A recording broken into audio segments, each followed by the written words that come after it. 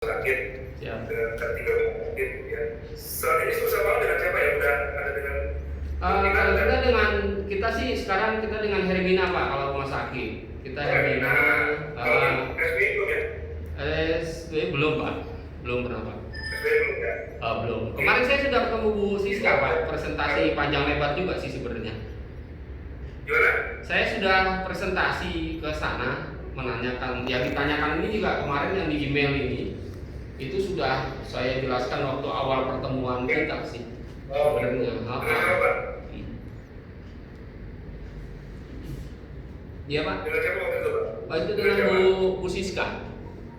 Bu Siska. Ya, karena saya dipanggil oleh Bu Siska karena Bu Siska dulu pernah kerjasama dengan kita lebih dari 7-8 tahun. Oh, tapi itu di kantor yang lama sih Pak, waktu dia jadi direktur di sana. Ya. Intinya sih kita mungkin juga bertugas sama Bu Siska juga. Intinya kita nanti mau jika kerjasama dengan salah satu dengan beberapa vendor ya. Ya. Untuk outsourcing. Kita 3 rumah sakit ini ada kebutuhan akan konversi beberapa komisi atau jabatan di admin gitu ya, di administrasi gitu ya, bagian admin. Kalau di PPO-nya itu di outsource-kan. Oh iya. Nah, di 3 rumah sakit Pak. Jadi di Karantir Pondok Indah sendiri, di UI Indah, dan di Bintaro Jaya. Oh iya. Jadi 3 rumah sakit. Terus sebenarnya 3 ya Pak, mudah-mudahan nambah lagi tahun depan.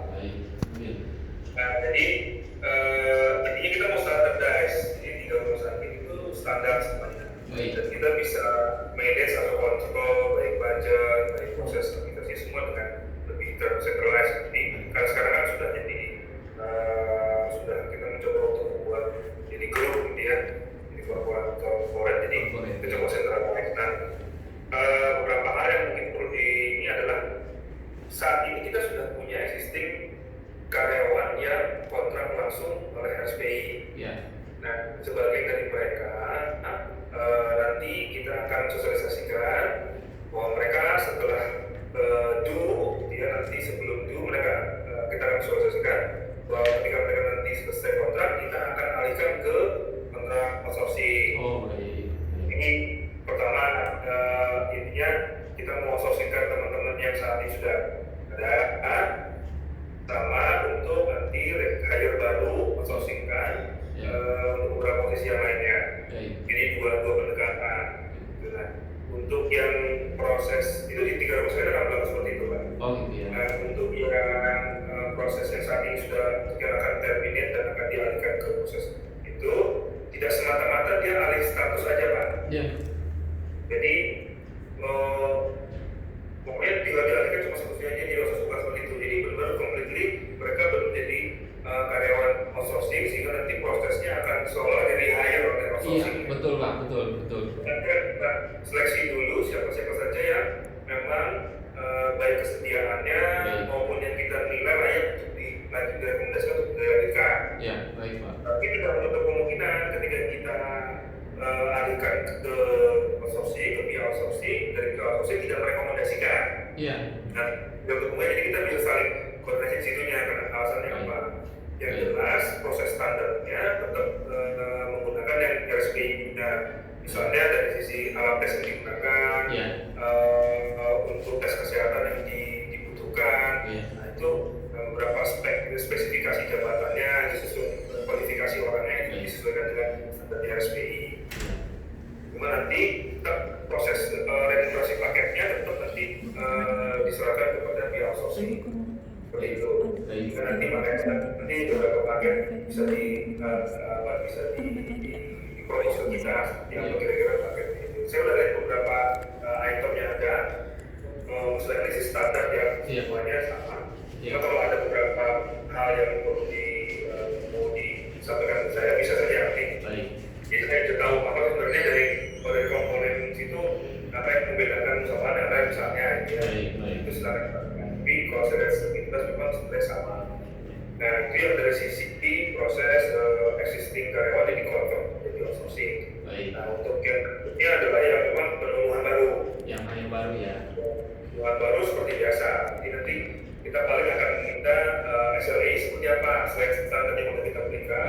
Jadi kita minta juga SLA-nya akan seperti apa dari mulai kita proses pertama notifikasi bahwa kita ada kebutuhan sampai dengan kita bisa itu ekspektasinya berapa lama. Terus berapa mungkin dari disampaikan juga ke Pak Iwan mengenai posisi-posisi yang akan di-outsource-kan itu diantaranya adalah admission itu kan di format gitu ya. Ada kasir, kemudian ada clerk gitu ya. Nah, clerk ini agak berbeda, ini benar-benar administratif sekali kalau si clerk ini. Cuman memang pemahaman nanti untuk penggunaan kayak prerequisite untuk knowledge yang harus diberikan ya masih ada prosesnya 3 bulan awal gitu ya. Nah, beberapa vendor kan menerapkan pokoknya 3 bulan sebelum KWT mereka 3 bulan dulu masa orientasi. Jadi kalau misalnya 3 bulan itu mereka sosial tidak akan melakukan PKWT. Nah, apakah ini juga mulai hal yang sama terhadap dengan pihak usaha seperti apa? Konsep-konsep bentuk seperti itu. Kemudian juga nanti ada yang terkait jika terjadi dispute. Itu seperti apa penanganannya? Beberapa vendor menerapkannya kita sih ini sama ya, mungkin ini sebuah hal yang juga bisa diikuti bahwa kami biasanya bisa kita punya penilaian dari user, kemudian beberapa hal misalnya temuan-temuan yang buat kita tidak ingin melanjutkan kerjasama dengan yang bersangkutan, datanya kita sampaikan kepada pihak vendor yang akan follow up, ini ada di sana. Apakah penerapannya seperti ini, kalau praktisnya, kalau bersama itu seperti apa? Kemudian dedicated PIC, makanya sudah sampai misalkan ini mungkin kita tidak langsung memberikan Pak kita ada kebutuhan sekian jual besar belum, tapi kita bertahap ya. Jadi ada berapa yang nanti akan dulu 3 bulan sebelumnya kita sampaikan. Pak ini sudah mulai modul 3 bulan lagi belum disiapkan karena mereka berkenan untuk dialihkan karena ada ya bisa jadi karena dari kontrak ada ini ada kita masih scrap. Jadi kita hire kalau itu. Tapi kalau misalkan ada yang kita convert ke outsourcing bersedia, langsung kita alihkan data-datanya semua ke usaha barang dari tes kita punya dari mereka hasil ilmuwan kita serahkan kepada usaha barang. Kalau nanti usaha barang mau ulang dari nol, nggak masalah. Nah, dedicated tadi maksud saya dedicated person in charge dari vendor untuk on-site kemudian untuk standby di on-site jika memungkinkan tolong disampaikan apakah ada kemudian tapi gimana pengaturannya biasanya. Karena beberapa penerapannya kan kalau saya terus saya dari kami dari user itu kami tidak ingin membebani manpower yang ada yang existing saat ini itu menghandle administrasinya outsourcing. Jadi kita pengen punya sendiri yang dedicated untuk ngurusin karyawan outsourcingnya. Karena kan ketika misalkan lebih dari sekitar 20-50 orang outsourcing yang sudah ada di onboard di satu company biasanya daily operasionalnya pasti akan lumayan banyak. Kalau set visitnya hanya regulernya cuma jaraknya tidak frekuensi nggak banyak nanti menumpuk proses administrasi karena ada yang pengumpulan overtime, absensi dan sebagainya jadi menumpuk. Nah supaya lancar mereka punya hubungan jadi langsung aja dari tempat. Benar itu memungkinkan, tapi memang punya batasan requirement-nya apa dari usaha kira-kira seperti itu ya Pak, sementara yang bisa disampaikan. Mungkin nanti silakan Pak Iwan dengan presentasinya silakan. Baik Pak, terima kasih atas waktunya Pak. Mungkin saya sedikit menjelaskan atau mempresentasikan mengenai jasa kita. Nah kebetulan kita juga selain dengan rumah sakit kita ada beberapa kita Adira juga kita pakai untuk sistemnya 2 juga. Ada yang memang mereka yang karyawan existing, mereka masih kontrak, kemudian dialihkan ke kita. Yang pertama adalah biasanya kita tanyakan mengenai legalitas ketenaga kerjaannya. Nah, legalitas ketenaga kerjaannya itu diselesaikan dulu mengenai apa sudah selesai dari pihak KSPI-nya. Nah, itu biasanya dari situ mereka melamar lagi ke kita. Melamar ke kita, mereka biasanya kalau memang ada waktu, kita adakan tes Pak, psikotes lagi. Kita adakan lagi seperti dia melamar baru. Jadi dia benar-benar dia sudah bersih dari klien atau dari vendor yang lama. Kadang-kadang juga ada dari vendor yang lama diajar ke kita itu bersih. Yang direferensikan ke kita akan tes ulang. Terus kita interview ulang. Nah hasil dari situ biasanya kita akan berikan kepada pihak KSPI. untuk penilaian akhir, interview akhir, apakah mereka akan diterima lagi atau tidak. Itu yang biasanya kita lakukan untuk pengalihan, Pak. Yang penting legalitas yang lama ini sudah clear. Kemudian dari situ biasanya ada permintaan baru. Nah, permintaan baru biasanya kita duduk bareng dulu, Pak. Di semua perusahaan alat tes ini macam-macam. Ada yang 4, ada yang 3, ada yang 2. Kalau kita karena biasanya nih levelnya staff, administrasi juga tingkat level yang di OSOS gitu ya, bukan level yang nanti menjadi karyawan tetap. Biasanya hanya 2 alat tes. Biasanya kita sih hanya, tapi bisa ditambah lagi. 2 alat tes itu kita pakai public costing sama CFIT, Pak. Itu yang kita pakai untuk minimal 2 alat tes yang kita gunakan untuk rekrutmen baru. Sesuai dengan requirement pendidikan, tingkat pendidikan, penampilan, kemudian tinggi badan, good looking dan segala macam. Biasanya ada tambahan lagi di situ. Sampai dengan misalnya ada bahasa Inggris pasif atau aktif. Nah, ini sesuai dengan requirement yang diminta, biasanya kita carikan. Di situ kita lakukan tes. Setelah kita lakukan tes, kita ada proses interview di kita. Proses interview di kita sesuai dengan job desk nanti yang karakter. Pertama sih karakter, kemudian habitnya dia, kedua baru mengenai job desk dari hasil dari tes ini. Kita akan coba interview cocokkan dengan job desk yang akan diposisikan dia jadi admin atau jadi kasir atau apa. Ini kan masing-masing punya strength, punya kelebihan dan kekurangannya, Pak. Itu biasanya kita awal setelah kita akan kerjasama, orang rekrutmen kami meeting dengan rekrutmen dari pihak vendor, Pak, untuk menentukan standarisasi itu. Karena masing-masing, saya ada Adira, ada Hermina, ada ini, biasanya kalau lulusan UI ya beda sama lulusan UGM gitu loh, Pak. Misalnya itu orang rekrutmennya. Nah, ini kita duduk bareng untuk menyatukan standarisasi. Setelah standarisasi ketemu ya, kedua kita akan mulai go. Kita akan mulai go untuk cari rekrutmen, istilahnya cari baru ya. Karyawan baru untuk kita lakukan tes. Nanti kita akan bikin status standar SOP untuk pengiriman juga. Karena kita biasanya dari kita kirim, dari permintaan biasanya, karena kita sudah tahu jenis job positionnya, biasanya 1 sampai 3 hari sampai 7 hari. Kalau 7 hari mungkin kalau ada tanggal merah atau apa, 3 hari itu 3 hari kerja, Pak. Itu biasanya kita sudah memenuhi tenaga kerjanya, sudah ada lolos tes dan segala macam, dilampirkan mengenai CV-nya, hasil tesnya, hasil interviewnya. Nah, itu kita lampirkan. Nanti kita lampirkan, tinggal kita kirim si tenaga kerja ke pihak vendornya. Nah, kalau masih di Jakarta, masih di Jabodetabek, dalam arti masih jangkauannya masih bisa di Jabodetabek, itu bisa hanya 3 hari kerja. Kita ada juga yang sampai dengan 7 hari kerja, Pak. Kenapa?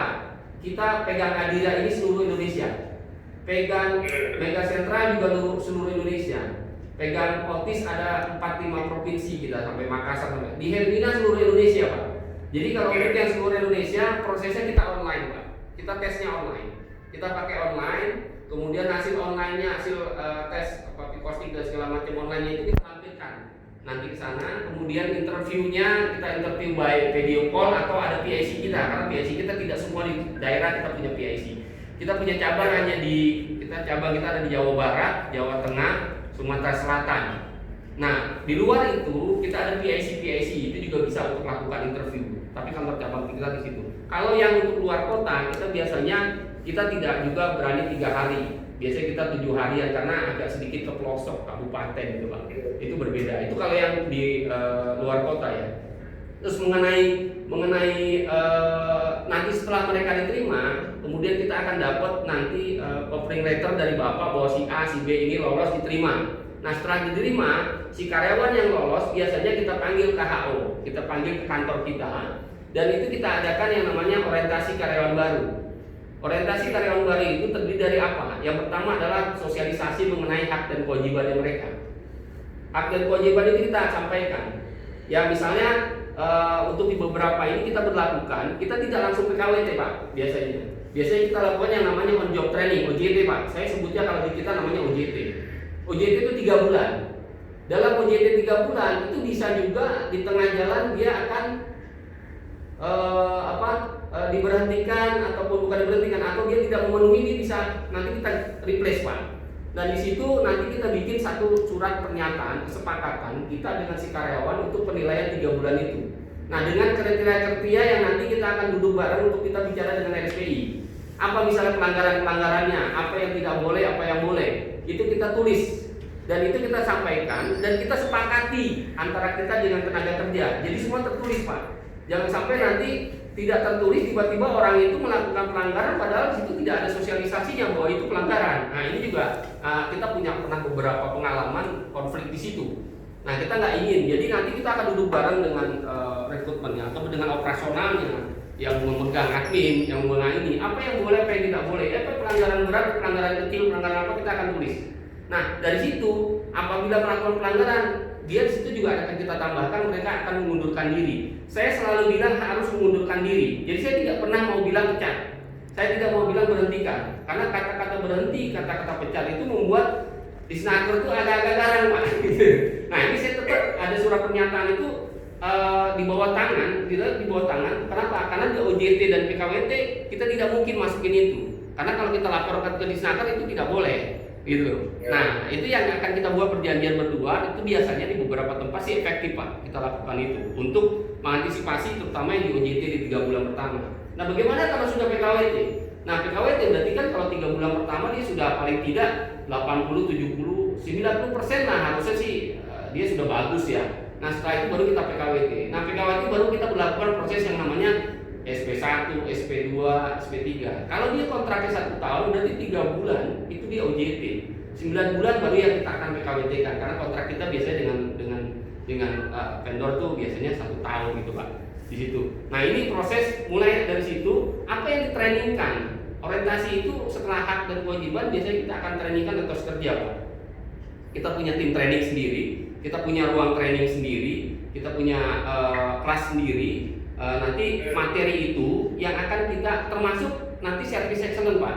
Service excellence nanti kita juga akan diskusi dengan Bapak apa yang harus dilakukan mereka untuk melayani, karena ini kan ada yang frontliner, ada yang back office, ada yang ini. Ini biasanya nanti materi kita kirim ke Bapak, baik itu atas kerja, baik itu apa, untuk mereka orientasi. Nanti Bapak akan tambahkan, mungkin ada service excellence yang khusus di perusahaan-perusahaan. Beda, misalnya Adira dia punya moto apa, dia punya ini apa, punya ciri khas tentang pelayanan. Itu juga kita akan trainingkan di orientasi itu. Kalau ada waktu, Pak, karena ini bicaranya waktu.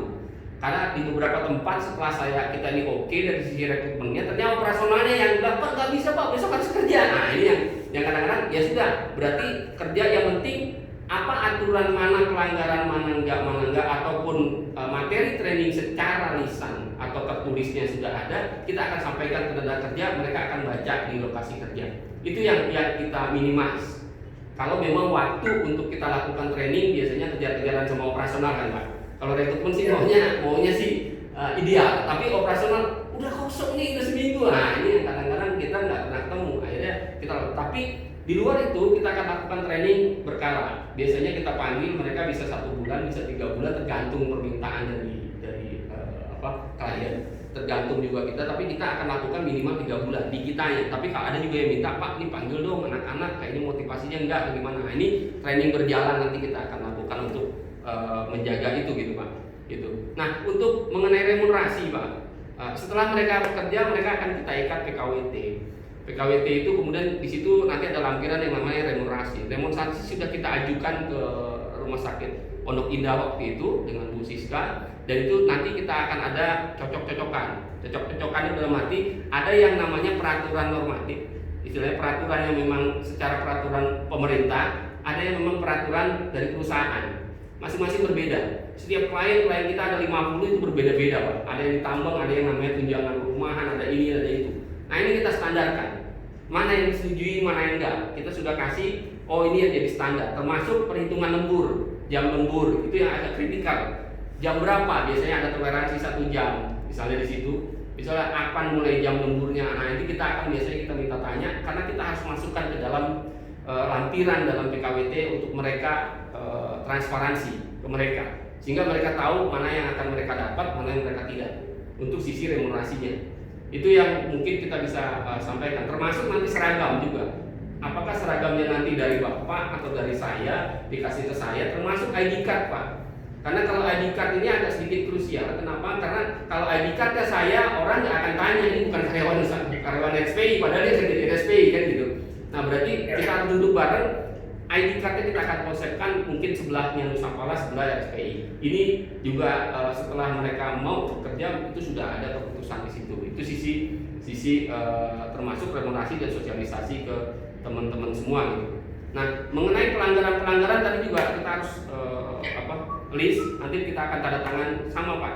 PKWT juga sama, dia harus menandatangani surat pernyataan persetujuan mengenai pelanggaran, sanksi dan segala macam itu kita buat sehingga mereka pada saat mereka melakukan pelanggaran mereka sudah sadar, kita panggil ke sini tidak lagi kita bicara apa, tapi mereka sudah tahu bahwa oh ya saya bikin tinggal kasih surat pengunduran diri, dia tulis dia akan mundur karena dia sudah tahu dia melanggar pasal-pasal kesepakatan di awal gitu. Sisi remunerasinya kita menggunakan payroll di Bank Mandiri, bisa Bank Mandiri, bisa BCA, bisa segala macam. Itu ada 3 bank sebenarnya kita anjurkan, bank pemerintah di luar BCA. Nah, itu juga kita Bapak sisi payroll Bapak bisa kita karena kita sistemnya online dan bisa dilihat sisi transparansinya itu bisa dicek nanti Pak karena sistemnya online. Jadi dari daerah bisa melihat di sistem di handphone kita pakai gaji.go.id bisa melihat berapa gajinya, berapa ininya. Nah, itu transparan sekali bisa di situ.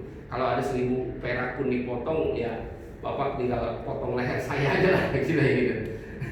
Nah itu dari sisi gaji. Kemudian kita sosialisasi BPJS dan segala macam termasuk kita sosialisasikan di sana Pak. Itu aturan-aturan yang berkenaan dengan pemerintah. Kalau standar pemerintahnya sudah, saya pikir saya sudah bisa bekerja sama.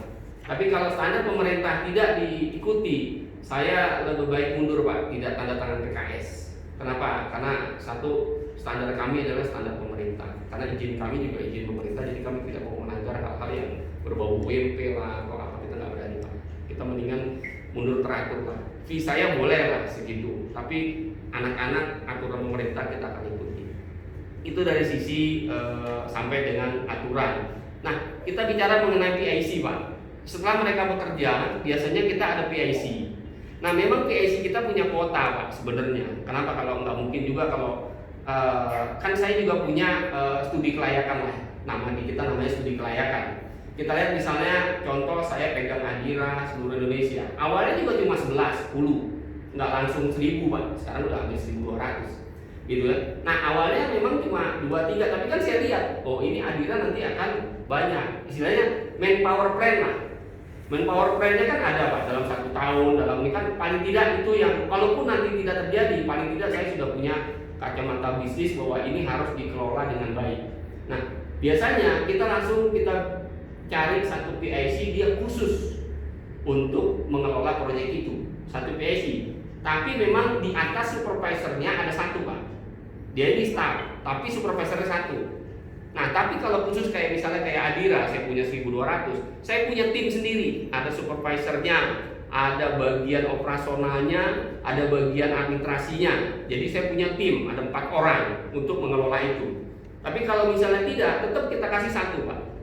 Karena bagaimanapun saya nggak mungkin dia akan digabung dengan saya punya 3 proyek, digabung 3 PT, digabung dengan RSPI misalnya. Padahal RSPI ada 3 lokasi, nggak mungkin.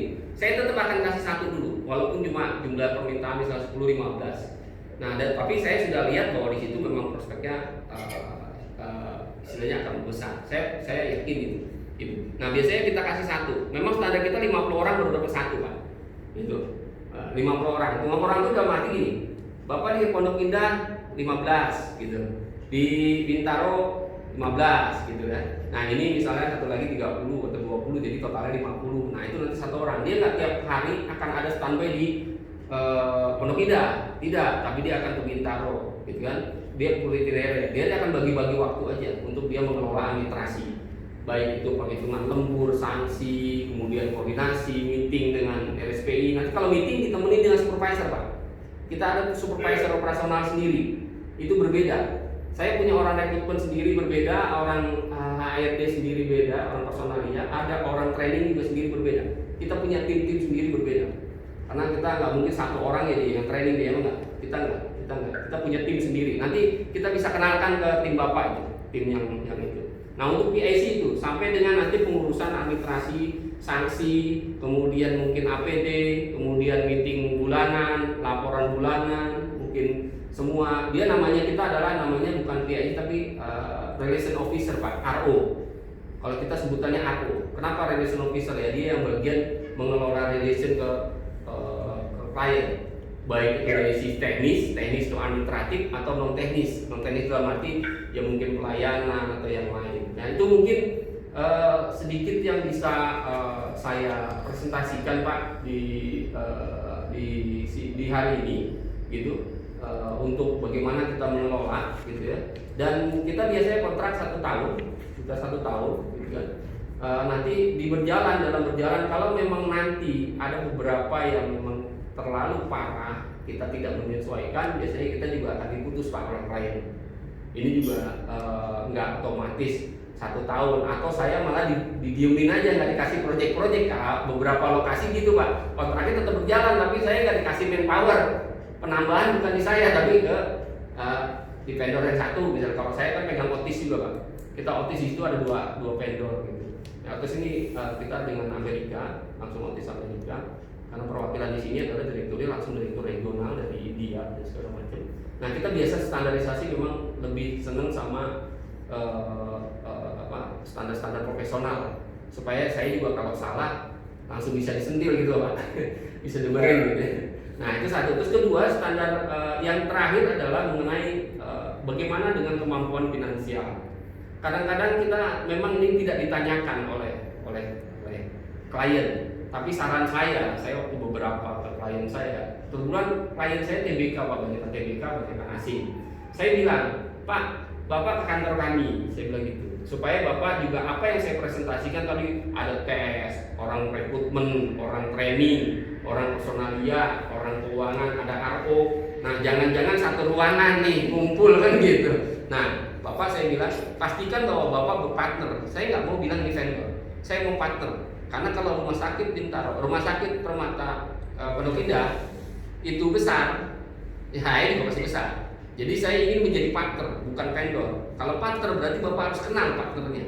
Nah, saya secara finansial, kita sudah punya 3 ruko di sini, di TB Simatupang, Kaping 17 di Pasar Rebo. Kita punya ada 5 ruangan meeting, 5 ruangan training. Kemudian masing-masing departemen kita sudah ada tim. Rekrutmen kita ada 4 orang di Jakarta. Ya di daerah ada hampir sekitar 10 orang. Jadi tim rekrutmen sendiri. Nah, ini secara finansial kita di backup oleh 2 bank. Satu adalah Bank Mandiri, kemudian kita Bank Penin. Ini yang mensupport kita. Jadi kalau ada SPK itu mereka sudah seneng banget tuh Pak. Gitu. Wah ada SPK gitu istilahnya. Karena apa? Ini kadang-kadang krusial Pak. Kadang-kadang yang namanya AR gitu ya, pembayaran atau gimana karena salah administratif segala macam, baru 2 bulan, 3 bulan kok nih anak-anak misalnya gajinya telat atau apa. Saya pastikan saya punya itu, dan kalau memang diperlukan untuk bank ini memberikan covering letter bahwa kita ini, kita juga siap untuk itu. Ini yang mungkin terakhir saya bisa sampaikan di presentasi ini Pak. Gitu.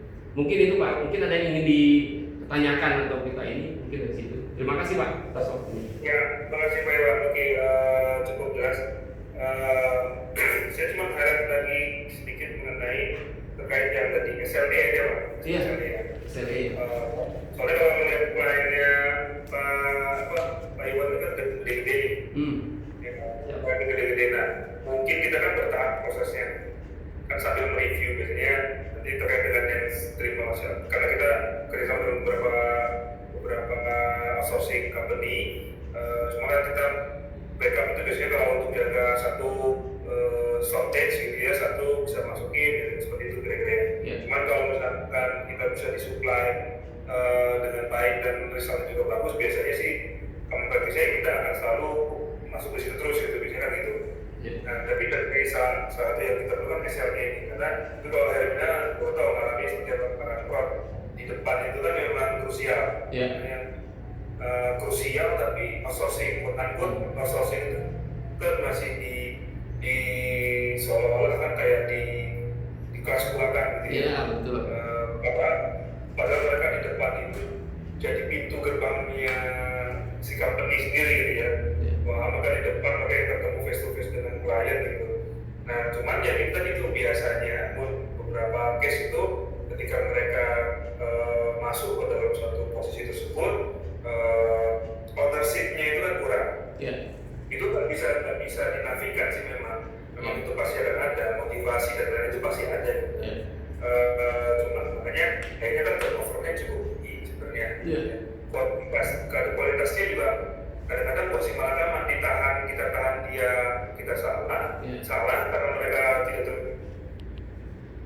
itu kurang orang. Nah itu yang kali di depan.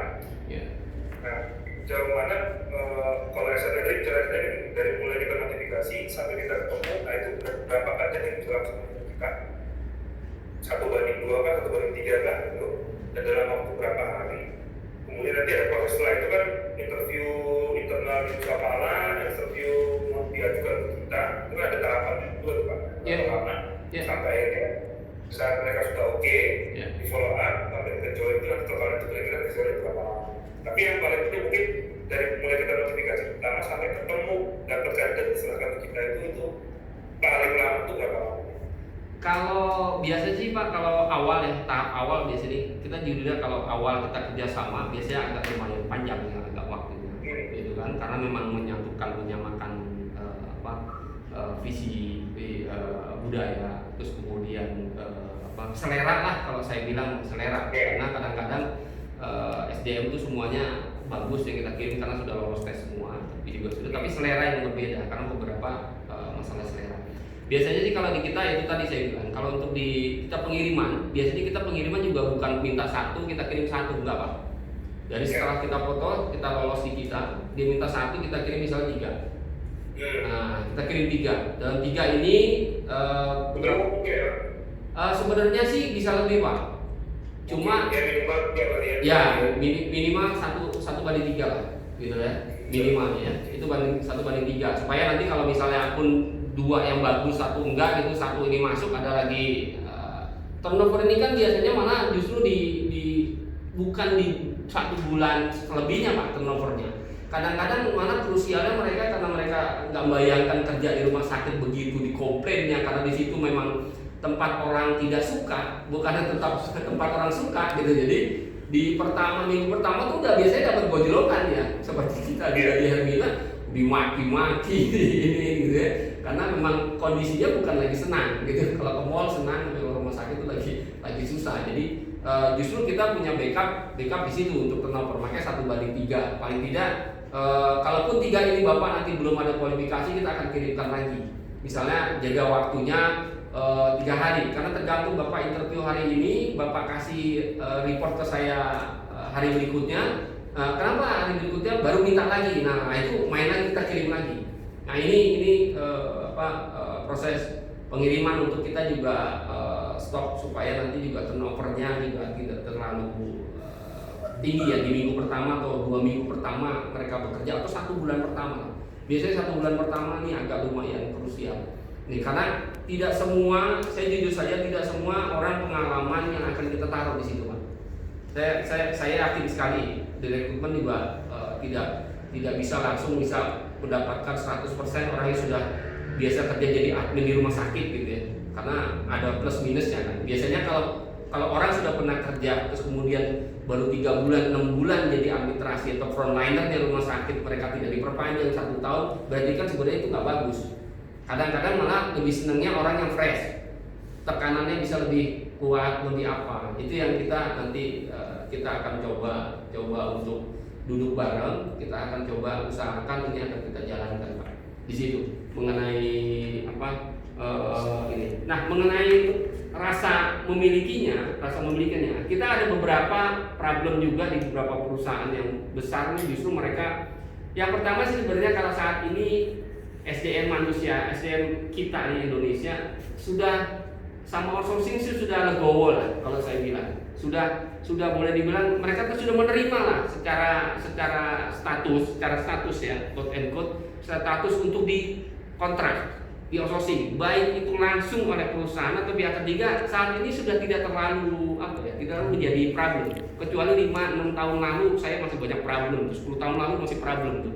Tapi kalau tahun ini dengan jumlah SDM yang begitu banyak, perusahaan yang menampung sedikit gitu ya, SDM-nya juga banyak tapi tidak kualifikasi, banyak kan sih gitu.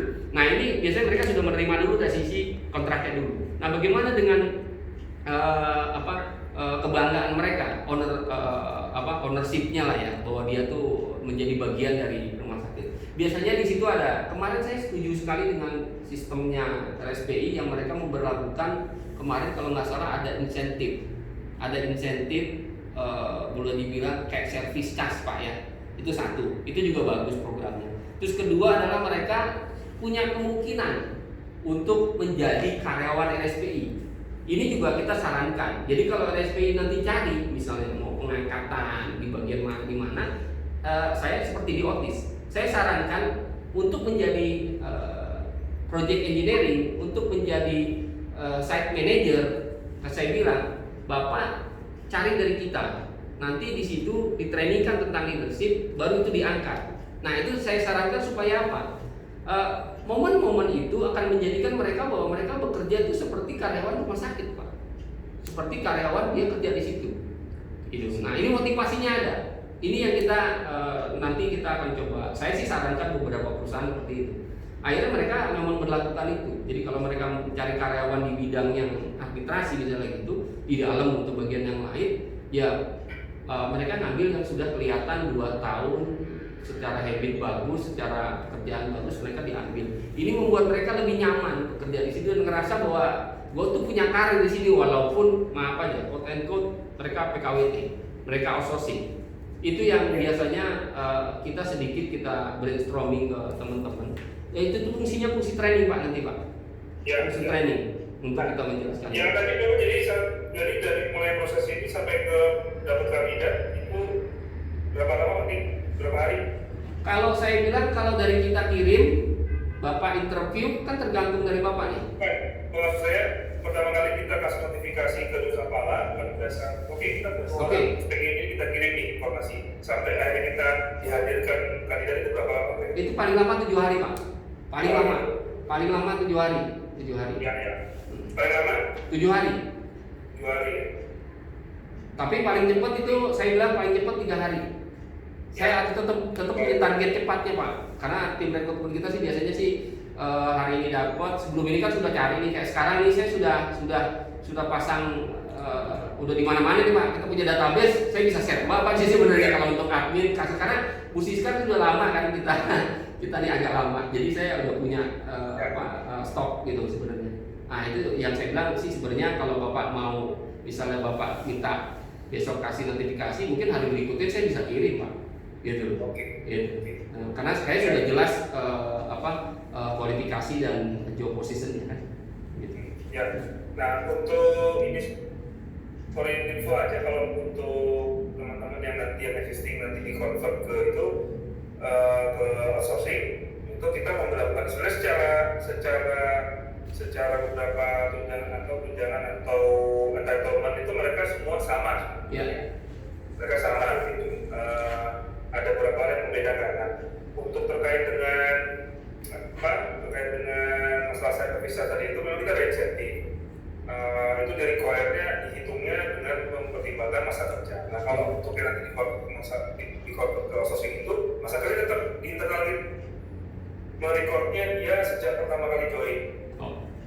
Walaupun dia secara jadi dia terus walaupun dia kontrak, tapi secara internal kita sudah merekodnya dia adalah sejak pertama kali dia join. Jadi sebenarnya ada beberapa hal yang entitlement yang itu require masa kerja tersebut itu. Jadi itu nggak masalah ya kan.